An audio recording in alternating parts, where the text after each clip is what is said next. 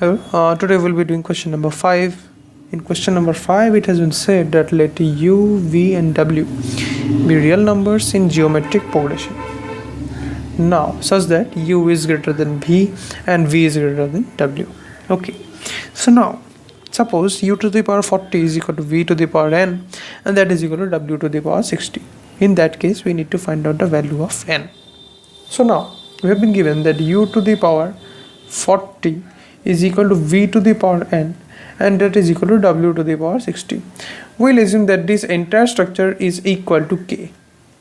Say, so that implies that u is equal to k to the power 1 by 40, v is equal to k to the power 1 by n, and w is equal to k to the power 1 by 60. Okay, fine. And also it has been given that u, v and w are in geometric progression. Given u, v and w are in GP.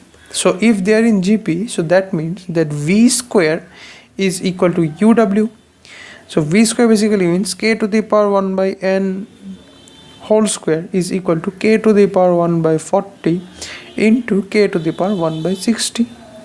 So that implies that k to the power 2 by n will be equal to k to the power 1 by 40 plus 1 by 60, which is basically equal to, if we take 120, so this will be 3 plus 2, so this will be k to the power 5 by 120, which is nothing but k to the power 5 by 120. We can write it down as, let me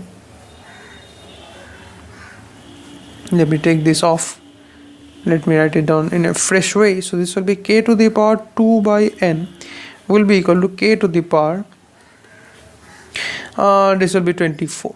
Okay, so that implies 2 by n will be equal to 1 by 24, and that implies that n will be equal to 2 into 24, which is equal to 48. So therefore n is equal to 48, which is the final answer. So this is how you solve question number 5. We'll be solving the next questions in the subsequent videos. Thank you very much.